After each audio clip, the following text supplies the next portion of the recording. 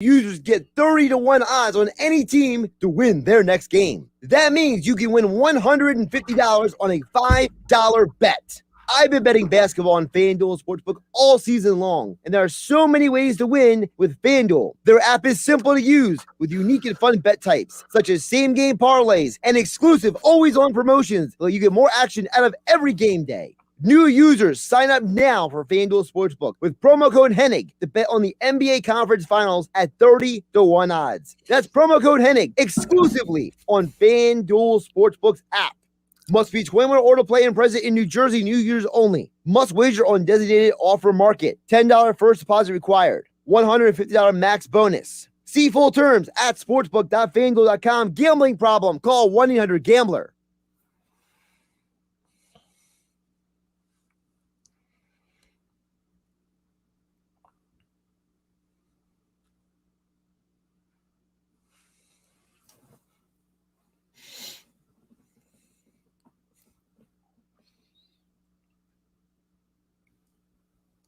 Hennig, live from the Matt Blatt Kia Studios. Now, Sports Bash Saturday. Here's Josh Hennig.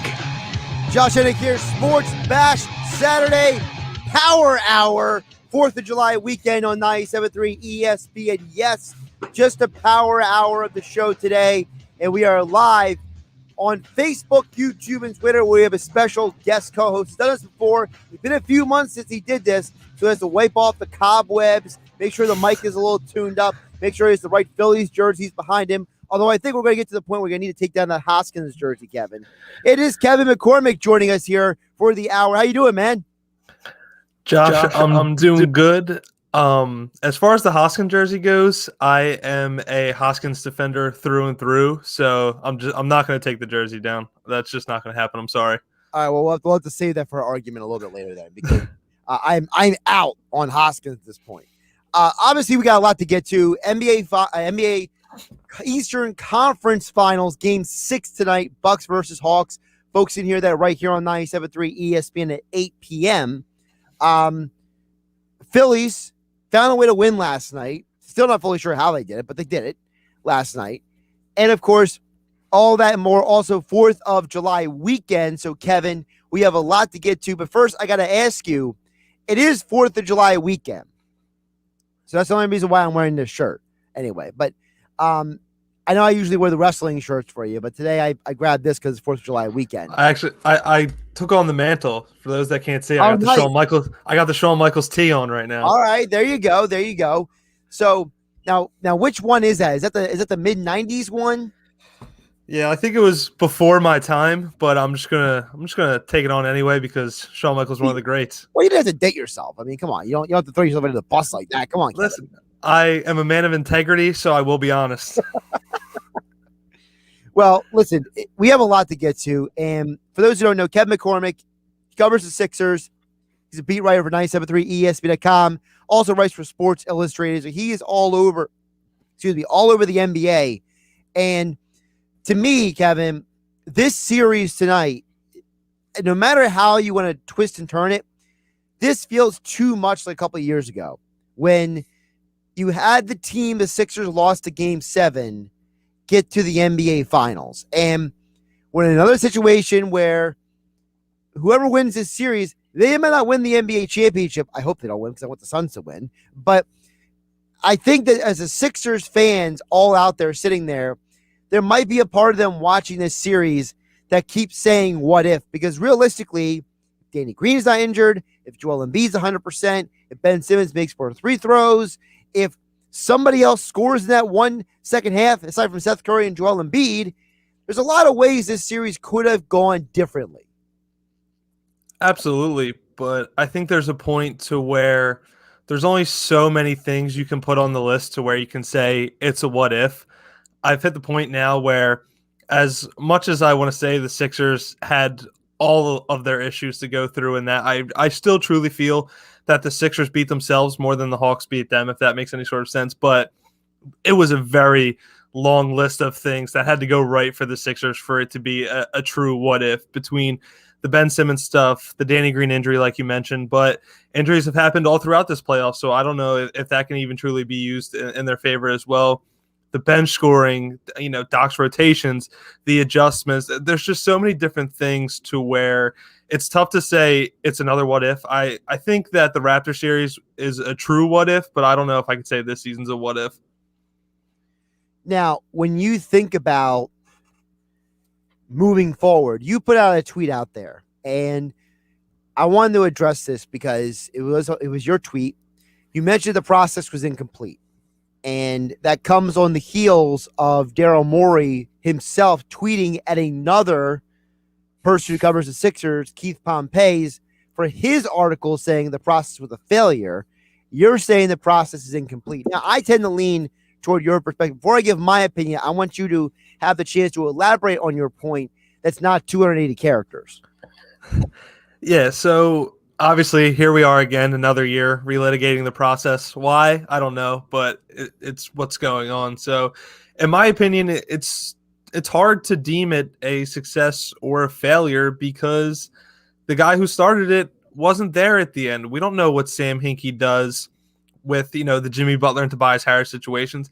Sam Hinkie doesn't sign Al Horford to that monster deal. This was a guy who had the longest view in the room. Everything was trending in the right direction, and all of the moves that everyone talks about, the process making its sharp turn and its decline weren't done by Sam Hinkie. Yes, were there misses at the top of the draft with guys like Jahlil Okafor and the craziness that was the Markelle Fultz situation? Yes, but you still netted guys like Joel Embiid, like Ben Simmons. Who knows what happens with the Mikal Bridges situation if Sam Hinkie's here. So it's tough to say that it's a failure when Sam Hinkie was here in the beginning, but is not here now.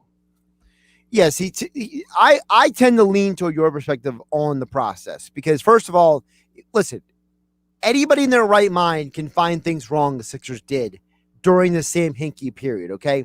Listen, hindsight's, first of all, 2020, and second of all, not everyone's going to agree on everything. That's just life.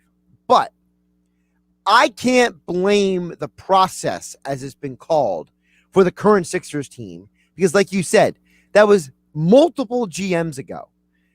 I blame the Sixers situation on the fact that they have had inconsistent leadership at the top of this organization. You can't go from Hinkie to Colangelo to the Sixers cabal of whoever was really in charge for those few months when they created Mikal Bridges to Elton Brand and now Daryl Morey above Elton Brand.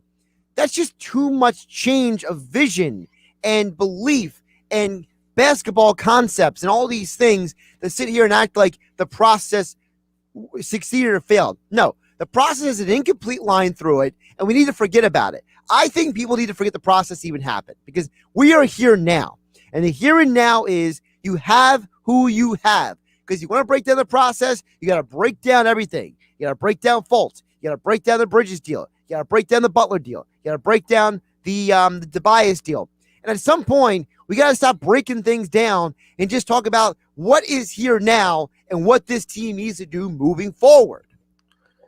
I agree. There does hit a point where you just kind of need to move on. And in terms of inconsistency, I feel like inconsistency could be a term that's almost synonymous with the process because along with the revolving door at the top, there was a revolving door at the bottom too. I mean, this was the first time in 2 to 3 seasons where the Sixers roster didn't change every 4 months. I mean, it's crazy that how many different iterations we've seen around Ben Simmons and Joel Embiid in such a short time. So hopefully now I'm with you. It's time to just move on from it. You have what you have now. You have Joel Embiid, who should have been the MVP if he doesn't get hurt. Ben Simmons, who in my eyes is the league's best defender, should have been Defensive Player of the Year. Tobias Harris, borderline all-star. You have Doc Rivers. You have a guy in Daryl Morey at the top running the show who is a guy who has a vision and has shown he can put winning teams together. You have your bright young spots. It's time to move from here. The process is dead and gone in a sense. It's time to usher in this new era of Sixers basketball. It's time to stop focusing on the losing and the what if and what happened, years ago. It's time to focus on what you have now. The title window is open here. What are you going to do to burst it open and hoist that, Larry O'Brien? He's Kevin McCormick. I'm Josh Hennig. This is Sports Bash Saturday on 97.3 ESPN FM, the 97.3 ESPN mobile app. We are live on Facebook, YouTube, and Twitter, where you can get on the conversation. Listen to 97.3 ESPN FM. The text board is open, 609-403-0973 or on the 973 ESPN mobile app, 609-403-0973. If you're watching on Facebook, YouTube, and Twitter, you can comment on the stream. Just jump in on the comment feed. You can jump in the conversation. We got a lot to get to. We're not going to talk Sixers the whole time, but I want to avoid the Sixers, Kevin, because I feel like there has to be some clarity with his offseason. First of all, let's not forget, as you said, Daryl Morey's in charge, okay? This isn't Brand or the Cabal or Colangelo or Hinkie anymore. So at some point, we need to go with what we know. What we know is Daryl Morey has a history of making deals. He is not a guy who sits on his hands. He is not somebody going to sit around. So if people are under some disillusion that the same team is going to run it back next year, I think they're grotesquely wrong. And I think that's I wrote at 973 ESPN.com because every once in a while I write as well on the website. I know you write more than I do, but I had to catch up to you guys a little bit. I think there are lessons to be learned from the current team still in the playoffs. And I think if you watch the Suns and you watch the Bucks and you watch the Hawks, they all have something in common. They all have multiple Danny Green type players. The Sixers only had one. I think that's a big part of this conversation. I think Daryl Morey needs to get more of those guys. It would have been nice to have a PJ Tucker, right? It would have been nice to have maybe a Lou Williams. It would have been nice to have more veterans. I think there's too much expected of the young players. I think they need to get a little more experienced grinders on the roster. You think Jay Crowder would help this team in the last series? Of course he would have. I think people can look at the rest of the NBA playoffs and realize that the Clippers went 4-4 without Kawhi Leonard. And Terrence Mann and Reggie Jackson were a huge part of that. You need the role players to step up if you have the right role players. So in your mind, what can Daryl Morey do this offseason to make the Sixers more like those other teams? It's all about just finding that perfect blend. I mean, I feel like the Sixers had a good group of veterans this season. The problem was two of them became essentially unplayable down the stretch in George Hill and Dwight Howard, which was a shame because George Hill was a guy I was very high on heading to the trade deadline. He was someone I was screaming from the rooftops to go and get because he felt like that piece that could plug a lot of the holes of what they need. But I agree. I mean, veteran guys are almost as valuable as your star players because you need those guys who have been there before, who understand the moment and not to let things, slip away like they did, especially in the Sixers situation. Veteran guys know a lot more than younger guys of how important an opportunity is when your team really feels like they can win an NBA title because contrary to popular belief, winning an NBA championship is much harder than it's made out to be. So it's tough. I mean, you have to find perimeter shot creation, in my opinion, along with, like you said, of those gritty veterans who can just make decisions on the fly. Your PJ Tuckers, your Danilo Gallinari's, your Lou Williams. You need that perimeter creation on the outside as well. In my opinion, I think it's time to end the Ben Simmons point guard experiment. If you're going to keep him, you truly need to turn him into that souped-up Draymond Green, and you need to bring in more guys and have that, similar to the Hawks roster now, a plethora of guys who can put the ball on the floor and make decisions. That's the NBA in today's era. It's funny you mentioned Draymond Green because everyone wants to mention Giannis. But what does Draymond and Giannis both have in common? Neither one of them are point guards. They're on teams with multiple ball handlers. When the Warriors were winning their championships, it was Steph Curry was handling the ball. It was Draymond handling the ball. It was Sean Livingston handling the ball. Look at the Bucks. It's Giannis. It's Drew Holiday. Before that, it was Eric Bledsoe. This idea that Brett Brown was trying to make Ben Simmons into a point guard. Remember the whole thing?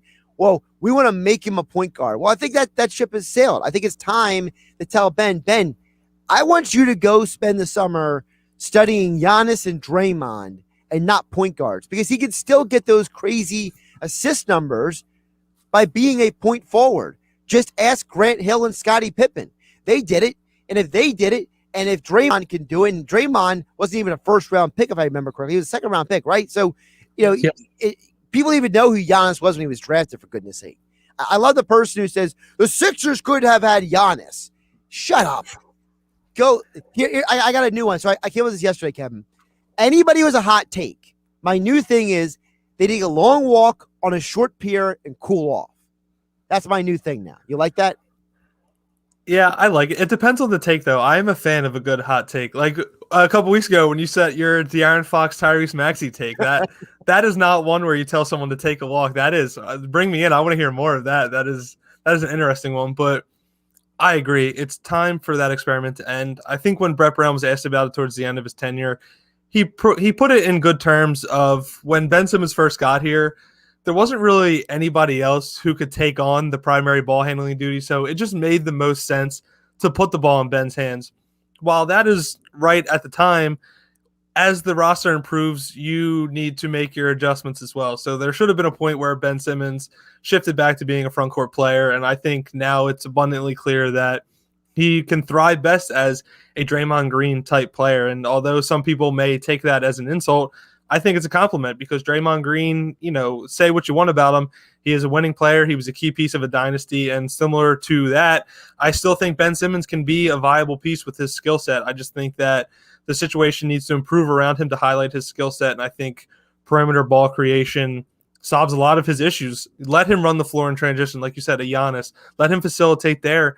But in the half-court setting, allow him to defer to a pair of backcourt players to where he can be in the pick and roll and you can get him on that short roll and facilitate there. So in my opinion, if Ben Simmons is a Sixer next season, it's time for the team to turn him into that souped up Draymond Green.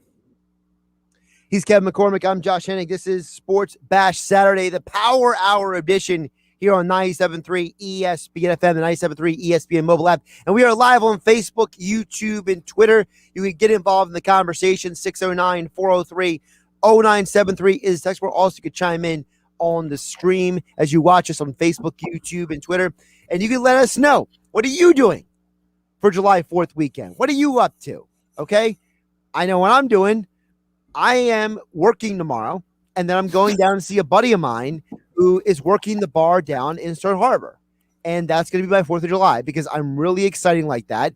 And for those who don't know, whenever we take a day off at 97.3 ESPN, like Mike Gill and I are on Monday, there's extra work that has to be done to make that day off happen. So logistically, my theory is I'll sleep in for 2 days and work one of those 2 days instead of doing all the work in one day. That's my working theory. I like it. Now, what do you have going on for 4th of July, Kevin? So after this might be it's all weather permitting, of course, because what's a holiday weekend when there's not a torrential downpour ensuing? But probably gonna head down, meet up with my dad down the campground a little bit later. Little hangout there, maybe some firework action. Sunday, I don't know. I'm like you. I'm probably gonna get back to that grind. We're a couple weeks away from the NBA draft, and I've been slacking a little bit, and I'm trying to get back into the season mode. So the draft is where I'm laying in. All right. Well, there you go. Kevin McCormick, always busy. Kevin MCC NBA on Twitter. Check out all of his Sixers and NBA coverage. Also over at 97.3 ESPN.com and on Sports Illustrated. It's SI for all of you younger people who don't even remember what Sports Illustrated really means. But anyway, listen, we got to hit a break. When we come back, we got to get to a couple things. I was going to get to more of the NBA playoffs, get to your defense of Reese Hoskins. And also, before we get out of here today, we can share notes on the air about F9, okay? Because we both have seen it, correct? I haven't seen it yet. You haven't seen it yet? What is wrong with you? So me and my brother-in-law, we made a pact to go and see it together. And of course, it's opening weekend. He was up the mountains for a bachelor party of a good friend of his. Right. So I have stayed loyal to him. The friend there. Come on. We are waiting to see it together. So I've stood pat. I have not seen any spoilers. Anybody that has come close to me that has seen it, I have covered my ears and I have sworn to the death that I will not get any tidbits on it. So no, don't spoil it for me. All right. So am I allowed back after the break? You're allowed back after the break. Now you owe me to come back on another show in the future to talk about it when you do actually watch it. Okay, I can agree to that. All right. Do you watch the Marvel movies too? I do. Okay. So at this rate, are you also going to wait to watch Black Widow because somebody else is making you wait? Or are you going to watch that when it comes out? I can watch that when it comes out if you want me to. I got to draw the line somewhere, I guess. All right, now I got to go to break. Kevin McCormick joining me here. Sports Bash Saturday, 97.3 ESPN FM, the 97.3 ESPN mobile app. It's free thanks to First Bank of Seattle City, and we are live on Facebook, YouTube, and Twitter, where you can watch show and comment. Text board is open, 609-403-0973. The NBA playoffs continue. Lopez, who turns and puts the hook in. A 30-point Game 5 delivery for Brook Lopez. Wow. The Milwaukee Bucks win a pivotal Game 5 at home. Now the series shifts back to Atlanta, where the Hawks face a must-win. Will they survive and force a Game 7? We got to go back home and take care of business. Coverage begins tonight at 8 Eastern on ESPN Radio. The NBA Playoffs, exclusively on 97.3 ESPN FM. When you support your local small businesses, it helps keep your neighbors employed, helps kids save for college, and strengthens your community.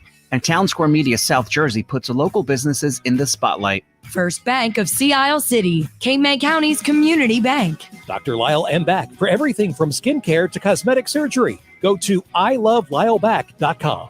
Egg Harbor Independent Branch Leader at Charles Schwab in the Consumer Square Shopping Plaza. Filling Marble and Tile Outlet, Philadelphia Avenue and Route 30 in Egg Harbor City. Visit fillingmarble.com. Intuitive Women's Health in Summers Point, accepting new patients. Schedule an appointment today online at intuitivewomenshealth.net. East Coast Roofing, Siding and Windows. Services all of South Jersey. If you call, they'll show up. Call East Coast today at 609-646-1444. Online at eastcoastroofing.com. Thank you for supporting your local businesses. From Town Square Media South Jersey.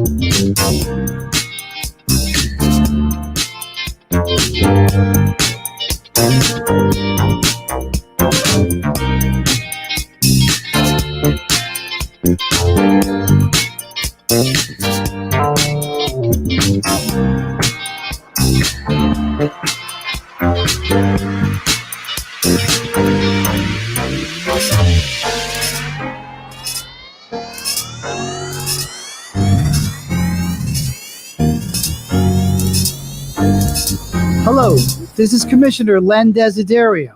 The Cape May County Commissioners want to say thank you to the people of Cape May County.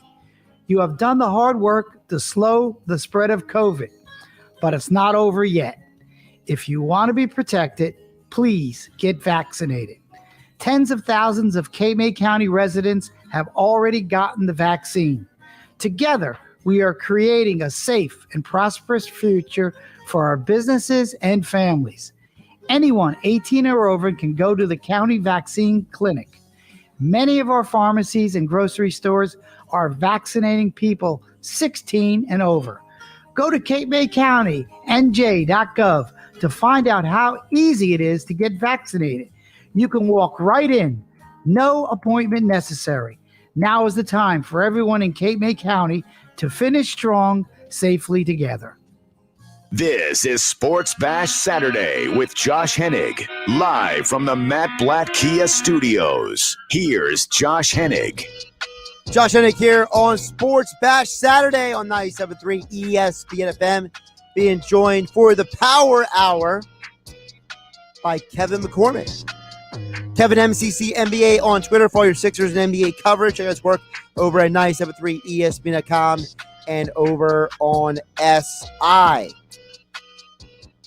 Before we get to the Phillies stuff, it looks like that Giannis has already been officially ruled out, but it looks like there's still no word on Trae Young. Is that correct, Kevin?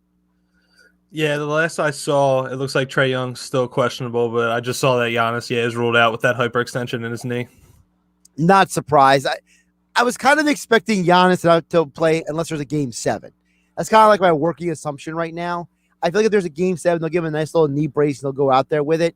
Trae Young's situation is really weird because they first called it an ankle issue. Then they called it a bone bruise in his foot. So it sounds like to me that it's less than the ankle. It's more about where the ankle bone meets the foot bone. So I'm assuming that this is maybe more painful for him than maybe it is for Giannis. And Giannis's thing is more so of a traditional injury. And Trae Young is more of a kind of like a fluke injury because when he stepped on the ref's foot, which in of itself is just weird. I've never seen a player step on a ref's foot before and twist their foot. The way he twisted just didn't look natural to me. So I wouldn't be surprised if either one of them plays tonight. I know Giannis already ruled out, but I wouldn't be surprised Trae Young doesn't play either tonight. And it's such a shame, too, because here we are already through this injury-riddled season, and now in the conference finals, both remaining teams without their star players. Giannis, the reigning 2-time MVP, reigning Defensive Player of the Year. Trae Young, who has been nothing short of incredible in his first taste of the postseason. And one interesting thing about this entire NBA postseason, whether some people like to admit it or not, is that with the LeBron Jameses and the Steph Currys being eliminated early on, it's kind of opened the door for the new era of the NBA to kind of shine in the bright light of the postseason.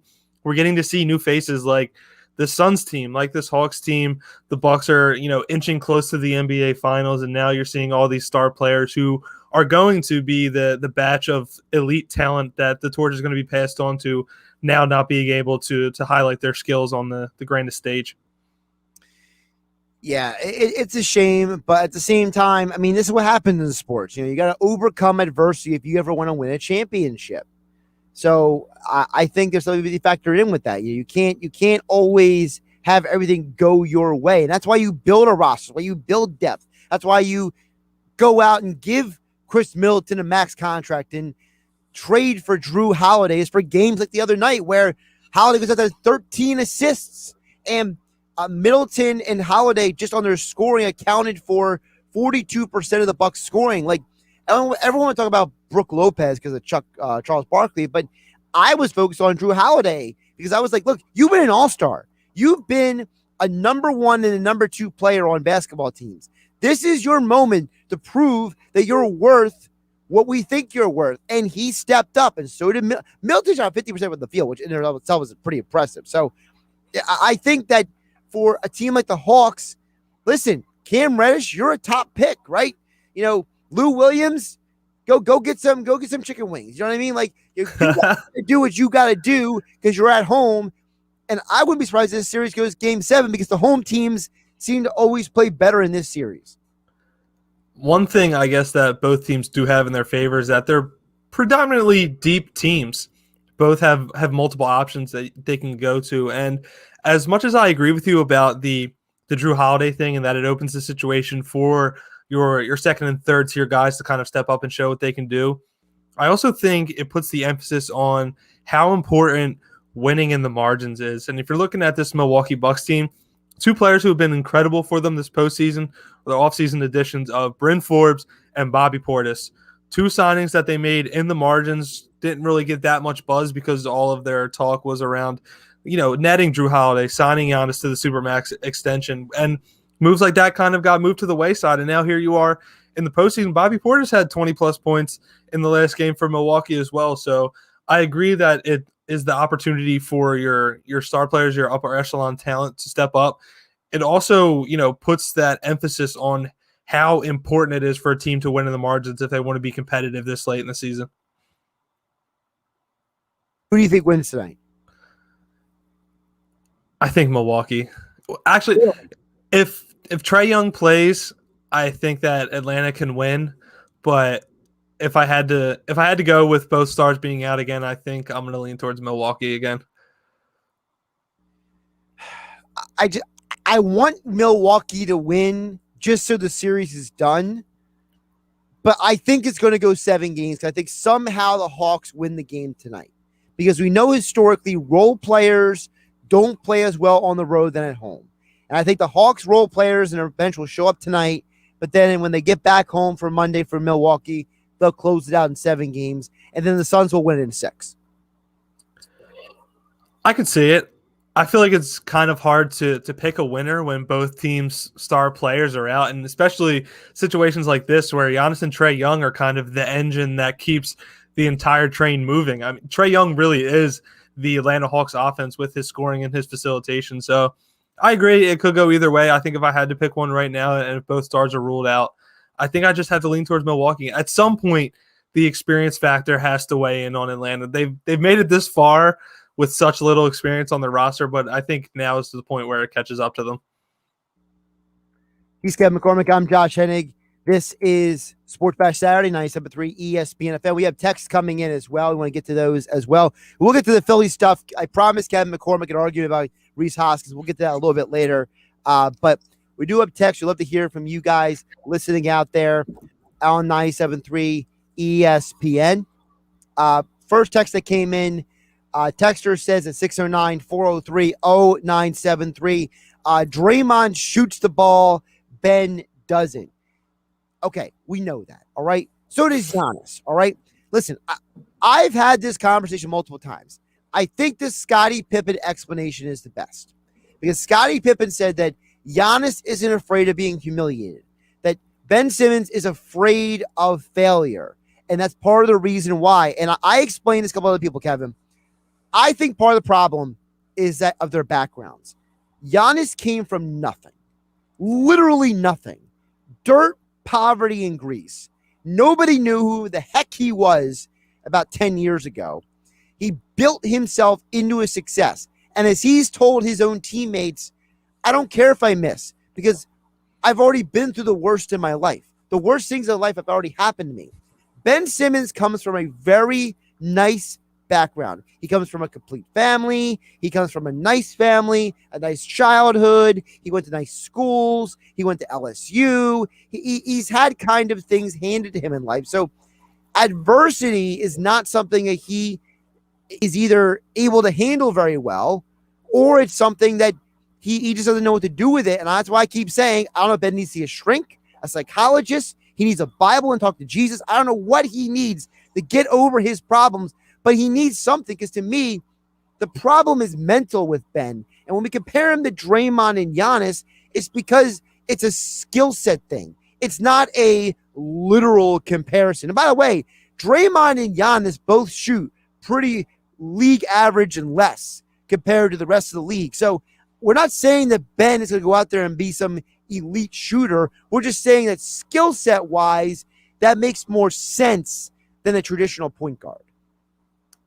Exactly. In terms of skill set, at this point, it's much, I would say, more reasonable to say Ben Simmons is more of a Draymond Green than a LeBron James. And in terms of the Giannis thing, I completely agree. It's actually something we talked about not too long ago towards the end of the postseason of just Giannis and Ben are of complete different walks of life. And it shows in their mindset, that snippet of Giannis saying that he doesn't really care what happens out on the floor. That fearlessness is what gives him that edge. I mean, he's already been through so much. He doesn't care about airballing a free throw or going 2 for 8 from 3. Like at the end of the day, this is just a game for him. It's a means to an end. So I think that I agree with Ben Simmons. It's all mental. We've seen the videos. We've seen all the clips in the empty gyms of the deep threes and breaking guys down with the dribble. I've watched him warm up for an entire season now. I know he can shoot the ball. it's truly his battle is between the ears, not on the floor, like mechanics wise. 609-403-0973 is text word. Glenn EHT, who has been a very vocal anti-Ben Simmons individual for a very long time. So he's been very consistent with this opinion. But Glenn goes on to say, Ben is too limited to change his position. He's been high at the point guard position. His game has not evolved a little bit. Pippen and Hill had versatility. Simmons is so limited. Again, this is not a literal comparison, okay? We make these comparisons, Glenn and EHT and everybody else out there, because we're trying to say this is what Ben could do. This is what Ben could be. We're not saying he's going to be those guys. I just explained it. And so did Kevin. It's in between the ears. Ben doesn't have it in between the ears what those other guys do. He doesn't have the ferocity, okay, of a Draymond Green in the work ethic and his mental makeup. He doesn't have Giannis's, do or die attitude. He doesn't have Pippen's chip on his shoulder. He doesn't have Grant Hill's just phenomenal basketball IQ and ability to just figure things out in a way that was amazing. People forget Grant Hill for the injuries. People thought he was going to be the next Jordan, but he couldn't shoot. So he was a slasher. So imagine if Jordan couldn't shoot. That's what Grant Hill tried to be for a while there in Detroit. And the idea is, Glenn and EHT, is that we're not saying Ben can be those guys. We're saying that Ben should aspire to be those guys. There's a difference. And I agree.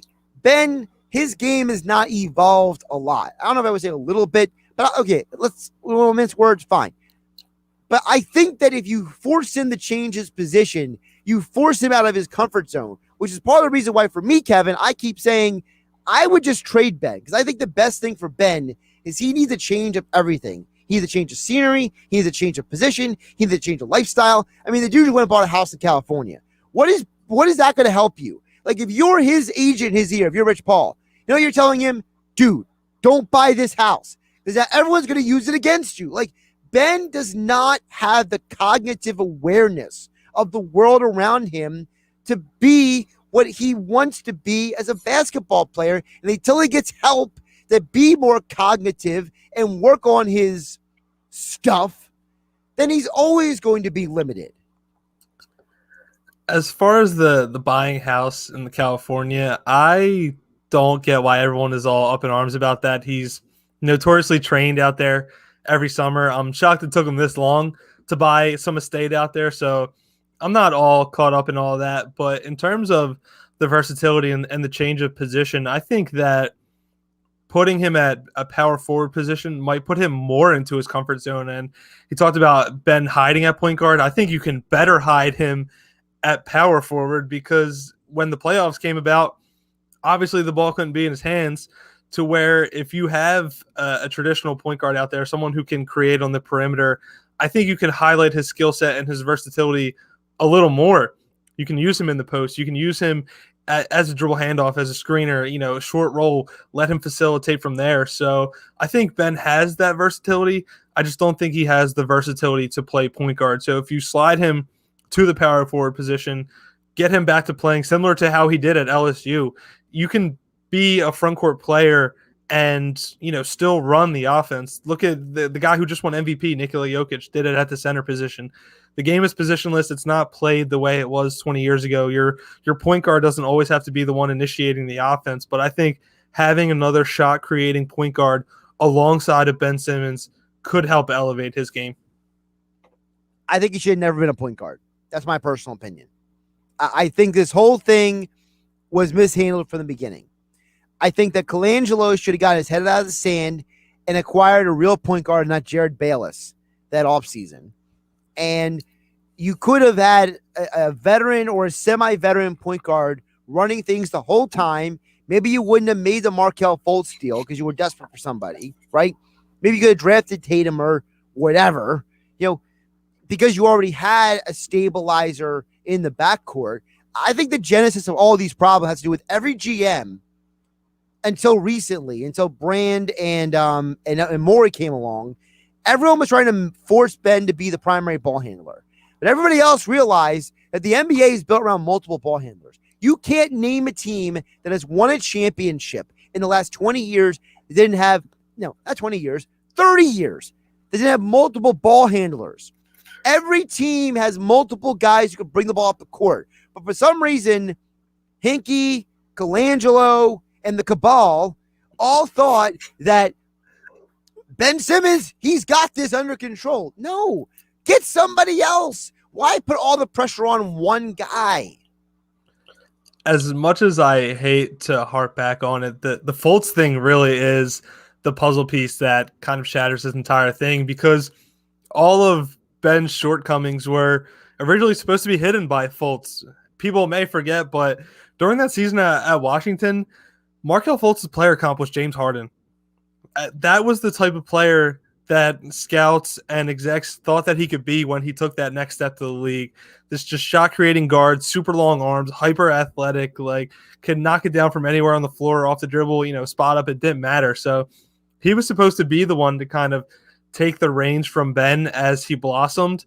And since that kind of fell through the way it did, I felt like they were kind of stuck in a sense. I agree. There should have been a point where a point guard should have been brought in any sense. It almost happened once this year with the Kyle Lowry thing. I think if Kyle Lowry comes in, that this postseason is drastically different for the Sixers, especially in that Hawks series where they needed that end of game of someone to put the ball in their hands and get a shot at times. I think Lowry could have done that in spades for the Sixers. But Kevin, also not just that, I love the idea of acquiring Lowry because also he's one of those dudes he's not scared of anything. He doesn't care who's across from him. He can look at Kyrie Irving, Trae Young, Harden, Drew Holiday. He'll even look at Giannis and just say, bring it. And he has no chance against half those guys. But it's the mentality. It's the in between the ears, as you mentioned. Lowry's got it in spades. That dude will fight somebody. He don't care. And so that's why, to me, like, if I'm Daryl Morey's offseason, my number one priority is getting Kyle Lowry in the Sixers. Whether Ben Simmons is here or not, I want Lowry on the Sixers because you need someone to walk into that team who can say what Danny Green says as well, who can be that guy who gets in people's ears, who knows what to say, but also is more talented than Danny Green when he gets on the basketball court, because we've seen Kyle Lowry just go on these stretches where he takes over a quarter, and imagine you could just say, hey, Joel, relax. Kyle's hit 4 shots in a row. You know what I mean? Or in a moment where you have a perimeter guy who's cooking out there, and Kyle Lowry just puts a hard foul on him and gets in his face and says, what are you going to do about it? You know what I mean? Like, Kyle Lowry just is a guy who changes the pace of games. And I don't think the Sixers really have that guy right now. I think he could improve the culture as well. During Doc Rivers' end of season press conference, he talked about still improving the culture moving forward. And I think Kyle Lowry is a guy that could do that even more. Obviously, he was on that team with Danny Green that won in Toronto. He brings that championship pedigree. And like you said, he is just a bulldog on the court. He's not going to give an inch no matter who is on the other side of him. And I think that bringing in someone with that mentality and that heart and that spirit could kind of have that trickle-down effect through the rest of the stars, and he could really be a guy that leads from example. I don't know if he's number one on the agenda. I think there's a guy out in Portland that, if he becomes available, might be the number one objective of all 29 NBA teams, but Kyle Lowry's definitely up there. Yeah, sure. If Lillard is out there and available, everyone's going to want to get him. But I mean, in the real world where Lillard is not available, and we're not all playing NBA 2K here, okay? I mean, I know half of Twitter thinks that they're all expert GMs because they all run NBA 2K seasons on the easiest mode possible, and they have the option to veto trades whenever they want. They don't really tell you that when they tell you, I ran the trade in NBA 2K. And then you go with the settings, you find out they have the auto thing so they can auto if they want to. Yeah, I don't trust that guy. He's Kevin McCormick. I'm Josh Hennig. This is Sports Bash Saturday on 97.3 ESPN. Phillies lineup is out. We will get to that next. Rhys Hoskins' jerseys behind Kevin McCormick's shoulder. He has proclaimed that he is a defender of Rhys Hoskins. I am ready to trade him. We'll go back and forth coming up next as we wrap up the show. Power Hour edition of Sports Bash Saturday. Mets and Yankees at 1 o'clock right here on 97.3 ESPN FM. Don't forget the 97.3 ESPN mobile app for your Phillies, Sixers, Eagles, Flyers, and high school sports coverage. Kevin writes for the website. I write for the website. Mike Gill writes for the website. Check out all of our coverage right there on the 97.3 ESPN mobile app powered by First Bank of Seattle City. This weekend on Major League Baseball on ESPN Radio, the Subway Series returns. The NL East leading New York Mets head to the Bronx to face Aaron Judge and the New York Yankees. Swing and a try. Left field. Way back. And it's gone. Aaron Judge keeps them on their feet. The Yankees and Mets. Coverage begins today at 12:30 Eastern. Listen to Major League Baseball on 97.3 ESPN. You asked for it. You got it. Fast Track Checkout at either Matt Blatt Kia location. Buy it your way. Complete your purchase online or have us deliver it during the Trade Up to a Kia sales event at Matt Blatt Kia in Egg Harbor Township or Toms River. 0 money down and 0% financing for up to 60 months on every 2021 Kia Soul, Sportage, or Forte. Plus, we need your trade, even if you owe thousands more than it's worth. Get out of that old car you hate with 0 down payment and 0% APR financing available for up to 60 months. Try Fast Track Checkout. Purchase completely online and have us deliver right to your home or office. Only at Matt Blatt Kia, where you can't make a mistake with our 4-day love it or leave it return policy. It's gotta be a Matt Blatt Kia. Offers with approved Tier 1 and 2 credit through Kia Motors Finance. Not all will qualify. 0% based on 1667 per 1,000 borrowed. Negative equity financed into new loan. Go to mattblattkianj.com for complete details. Expires 7/6/2021. Matt Blatt Kia, 6211 Black Horse Pike, Egg Harbor Township. And now on Route 37 in Toms River.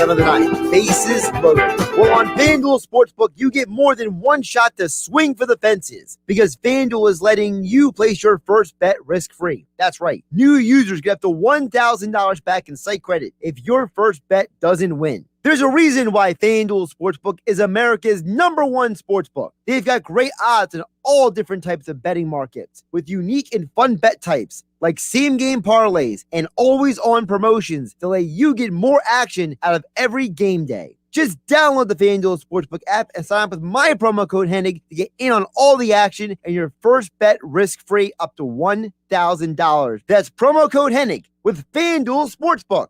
Must be 21 or older to play and present in NJRPA. First online real money wager only for risk-free bet. Refund issued as non-withdrawable site credit that expires in 7 days. Restrictions apply. See sportsbook.fanduel.com for details. Gambling problem? Call 1-800-GAMBLER. This is Sports Bash Saturday with Josh Hennig. Live from the Matt Blatt Kia Studios. Here's Josh Hennig. Final segment of the show here on Sports Bash Saturday, 97.3 ESPN. Josh Hennig with special guest co-host Kevin McCormick at Kevin MCC NBA on Twitter for your Sixers and NBA coverage. But we promise we'll get to the Phillies because not just because Kevin typically has multiple Phillies jerseys behind him, but because of the fact that he decided to just throw out there out of nowhere, oh, by the way, I'm a defender of Rhys Hoskins, which is going to be an interesting conversation. By the way, the lineup is out for today's 4 o'clock hit for the Phillies versus the Padres. Aduba leads off, Segura 2, Romuto 3, Harper 4, McCutchen 5, Hoskins 6, Gregorius 7, Bohm 8, Eflin 9. First of all, I actually like this lineup a lot better. I hated the idea of Hoskins in the 2-hole or being the backstop, the cover for Harper. I like the fact that they have veterans surrounding Harper on each side. I think that this lineup makes a lot more sense.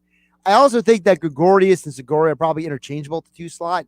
Obviously, this is the best you're going to do considering where the team is right now. So, and, I was talking with Frank Close from 97.3 ESPN.com, our Phillies insider, yesterday, Kevin. He said that he thinks we need to be patient with this team because they haven't all been healthy for a while. So maybe we need a couple of weeks to find out what this lineup can really do when they're all healthy before we decide to buy or sell on them.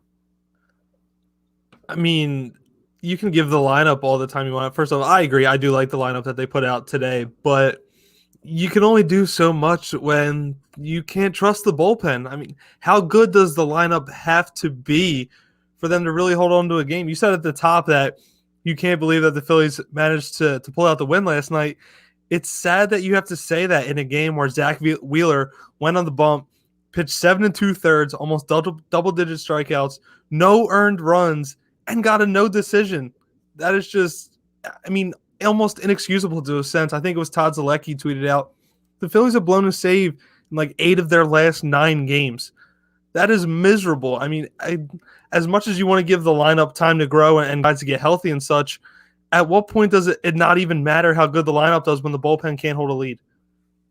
Yeah, and you know what the other problem is that, look, Dave Dombrowski came in here like midway through the offseason. So they made a bunch of decisions before he ever got here. So he's basically playing catch-up the entire year. So I can't be too mad with how the team was built, but he's got to make a move soon. You can't have 22 blown saves, which is the most in Major League Baseball, 18 out of 40 save attempts. That's horrible. At some point, you got to pick up the phone and just start calling people and be like, anybody want to trade a pitcher? I'll take anybody. Like, at this point, like, if you brought in Neftali Feliz, for goodness sake, who hadn't pitched in, 400 days or whatever it was, you got to bring in somebody else. Like, just start churning them in here. Just start signing dudes. Be like, hey, you want to pitch? Go to the minor leagues. Let's go. Let's see what you got. Like, you can't just sit on your hands and hope for the best with this bullpen. At some point, if you're Zach Wheeler, if you're Aaron Nola, and these other pitchers, you're looking around and being like, are you going to just leave us in here forever? Because maybe we have to at this point. Yeah, are Nolan Wheeler going to have to throw 110 pitches every time they go out on the mound? Maybe 150 at this point. Yeah, it's going to be like back in the day in like the early 1900s where guys were throwing complete games every time out on the mound just because that's how baseball was played back then. But young, yeah. Yeah, I agree. At this point, it can't get any worse. So why are you not trying new things? Why are you not experimenting Spencer Howard as a potential, middle reliever guy just to see what you have? Even try and turn Vince Velasquez into like a modern day Brett Myers situation where you try and turn him into a closer. Literally anything, because it can't get much worse than it possibly is right now. All right. So you said you're a Rhys Hoskins defender. So here's my position, and then you can argue with me. Okay. I feel like Hoskins has regressed. I feel like when he first came up, he was this power hitting machine. If you ran his numbers, he was on pace to be on the same conversation with guys like Aaron Judge, right? He was in the home run derby. He was amazing. The last 2.5 years, he has regressed. His on base percentage has gone down. His batting average has gone down. I can find about 20 dudes who hit home runs and get RBIs with a poor batting average. It's called 21 Major League Baseball. I'm done with him. I'm over it. I feel like he might be the only tradable commodity you have right now to improve this roster. I agree to some of that. He definitely has changed since he debuted in the MLB. Obviously, he's not the same guy that was coming up and hitting a home run almost every other at bat when he was first called up a couple of years back. I feel like part of it is like the analytics aspect of it that maybe, Gabe might have gotten his ear too much about seeing pitches and working at bats and, on base percentage and such like that. But at the end of the day, I still am a firm believer in Rhys Hoskins. I think he is a very up and down guy, but when he's hot, he is hot. I mean, the month of June was rough for him, but in May, he hit over 300 and had an on-base percentage close to 400 as well. So I agree it's very night and day with him, and I think that's why people get so caught up in him. But if I'm still building this team, I think he can be a key piece. Yeah, I'm just done. I think he's a DH at this point. I just feel like that his defense is so mediocre. He's obviously a guy who's better off on an American League team at this point. Trade him to a team like the Twins, let him platoon with Cruz or something. You know what I mean? Like, I just feel like at some point is the old saying, is the juice worth the squeeze, right? I know it gets used a lot, but to me with Rhys Hoskins, I just don't know if he's the best you can do at this point. But I mean, what really better options do you have? If they do decide to trade him, they have to trade him for pitching. So I mean, I guess maybe I guess you turn Bowman to the everyday first baseman because his defense at third is mediocre at best as well. I think both of their third baseman, Hoskins is a first baseman. Yeah, I think that's what highlights both. That's what makes it such an issue is that not only is Rhys a subpar to average defender on one edge of the diamond, that Bohm is pretty much the same on the other. But I don't know. I mean, at this point, with where Rhys Hoskins is, does he bring that much value that he's even worth trading at this point? I think he does because he still hits home runs and gets RBIs. I think an American League team could use him. There are plenty of American League teams that don't have a bona fide DH. There's only a handful of legit DHs in the American League anymore. And I think there's a team that could use it. I could agree to that. All right. He's Kevin McCormick at MCC NBA. And that wasn't as bad as I thought. I thought we were going to scream and yell at each other, but we had a rational conversation like adults. The rest of Twitter can learn something from us. Okay. Kevin, great stuff today. Appreciate you jumping on. 973ESPN.com. Also his work at Sports Illustrated, Kevin MCC NBA on Twitter. I'm Josh Hennig at Josh Hennig on Twitter. By the way, no UFC this weekend, so I have no UFC picks. But I do think that this Hawks team wins tonight. Kevin thinks the Bucks win tonight. We'll find out who wins tonight, 8 o'clock right here, 973 ESPN. Health Update with Robin Stoloff, brought to you by Comfort Keepers, all the comforts of home. It's time to get your grill on. What's summer without a cookout? If you're hosting the get-together, you want to make sure you do it right. Here are some tips from the grill company Weber. Preheat the grill with the lid closed for 10 to 15 minutes. It loosens any bits of food on the grate and makes for more even cooking. Keep the grill clean to keep food from sticking. It's easier to clean with a stainless steel brush while it's still hot. Put oil on the food, not the grate. Keep the lid down while cooking to sear the food, speed cooking time, and prevent flare-ups. If you're using a charcoal grill, skip the lighter fluid. Who wants foul-smelling chemicals under their food? Chimney starters and lighter cubes are much cleaner and more effective. Finally, use a grill thermometer to make sure your food is cooked properly. Following a few simple grilling guidelines will make for fun, safe, and delicious barbecues all summer long. Brought to you by Comfort Keepers, all the comforts of home. Visit ComfortKeepers.com for your free consultation.